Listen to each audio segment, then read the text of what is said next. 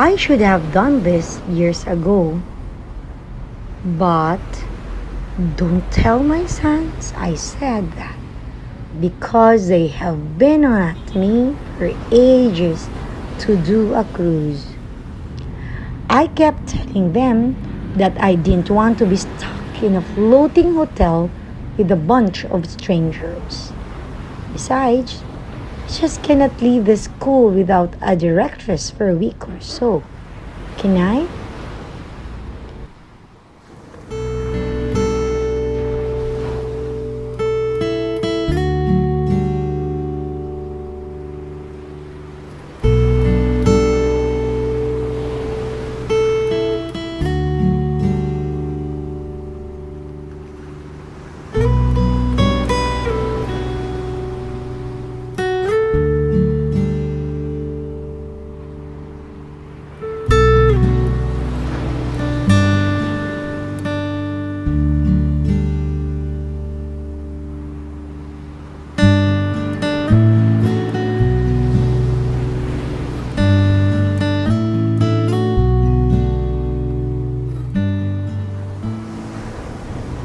Ferdy spotted a round trip cruise to the Bahamas for seniors. I had to admit the Royal Caribbean Line's deals were too difficult to pass on.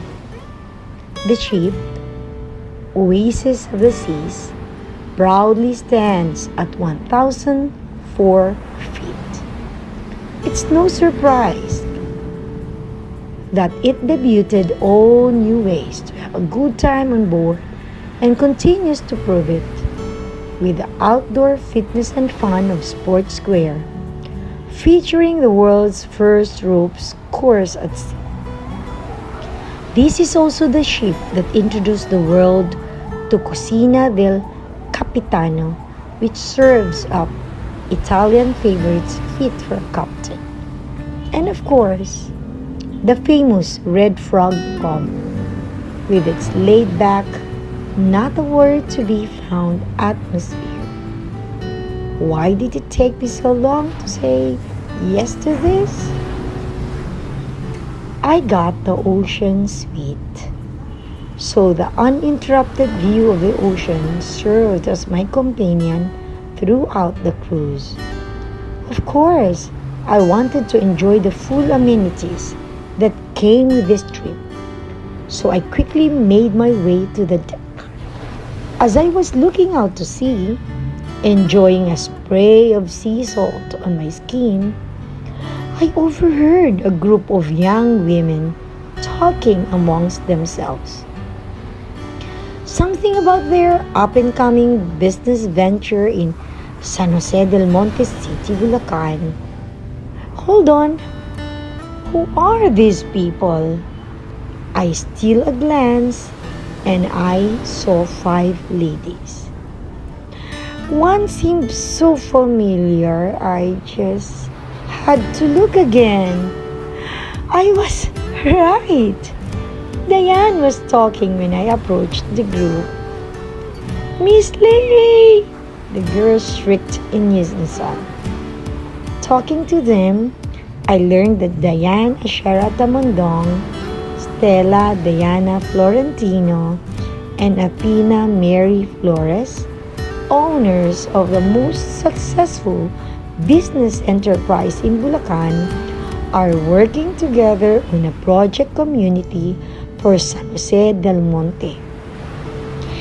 They invited Francesca Mayi Ande Guzman, a top caliber lawyer in the city of San Jose del Monte, as well as their close friend, Abigail Maalihan, who is a pilot, and at the time, vacationing, to join them on their trip. After exchanging stories, I begged off, as I wanted to explore more on my own. Next, as I was walking, I chanced upon the library and couldn't resist entering the grand room. The walls were covered with shelves from floor to ceiling, showcasing a variety of reading materials. There was also a room to lounge in where one can play a myriad of board games. As I stepped into the lounge, I heard a loud, booming voice. We win! A quick glance in the room showed me a group of young gentlemen around the table playing with what seems to be a modern board game. I called out to one, Guthrie, is that you? He span and stared at me, and his same loud voice said, Yes, it's me! It's me, Miss Lai! By then, everyone around the table was looking on, and some made their way toward me. Oh my, I was face to face with Guthrie Haramamay, a 3-star Lieutenant General, the commanding general of the Philippine Army. Swayze Lemur Estor, commanding general of Philippine Air Force. Ruben Dane 30 Custodio, Lance Cedric Gurat, and John Gabriel Suzuki, incorporators, owners of CGS Group of Companies, an engineering and architectural firm with branches all over the Philippines and abroad. A young man holding specialized equipment and giving orders to two men who seemed to be recording the entire scenario. I couldn't quite see his face because he kept on moving around, probably finding the best angle to take shots from. When he was finally done, he said, This is Joseph David Samson, your favorite YouTuber. See you again later. Oh, David! I was glad to see these boys together, having fun and relaxing.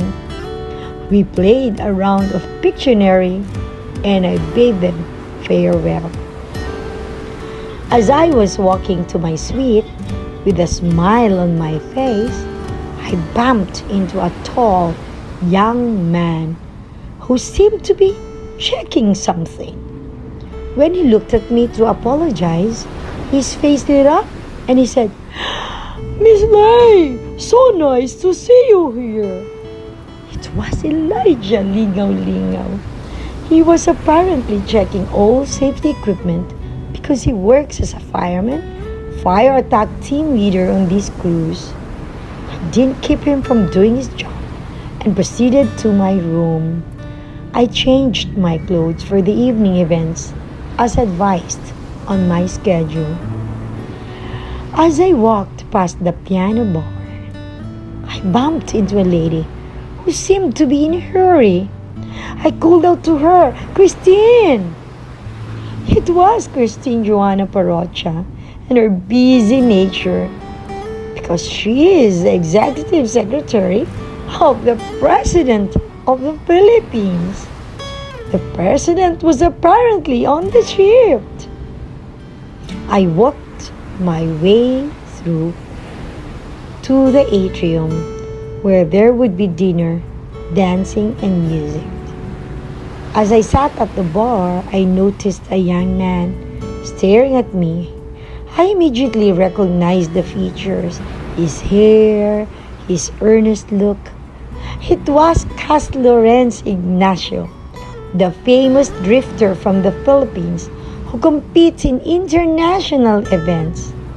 With him at the bar were Von Janely Bonieto, a renowned book author, Hans Zolo Eufemia, a famous art animator, even Jace Casas, a pediatrician who also has his own TV program, Jaden Delfino, owner of and the leading IT specialist in his field, Marco Nathaniel Dino, a business owner and game tester, Euris Valencia, the interior designer behind the luxurious cruise, and Kalyana Martha Policarpio, the executive chef on this cruise line.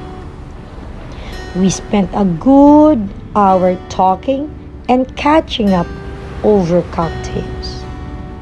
Before dinner, I went to visit the onboard art gallery. I was pleasantly surprised because Margarita Lastimosa and Elisha Rubio were part of the team of artists who welcomed me and walked with me as I admired the collection that they showcased. It was definitely a feast for the eyes. I feel my stomach rumbling as I made my way to the steakhouse to meet with my previous students. I chanced upon a photographer taking delectable shots of the food on display, as well as capturing the ambience of the restaurant. When she put down her camera, I almost shouted in excitement. Instead, I walked up to her and gently touched her on the arm while I whispered her name. Sophia! The world-renowned photographer, Sophia Catherine Beltran. She looked at me and beamed. She walked with me to my table, where people whom I met earlier that day were beginning to assemble. Finally seated, I looked around me with pride as I see the faces of the grade 6 students in Smart Starters Montessori, batch 2021-2022. They are all grown up now, young men and women, all in their respective professions, each making a mark in their chosen field. Everyone is successful in their own right. I am blessed to be surrounded by these people. My pride, my legacy, my Montessorian.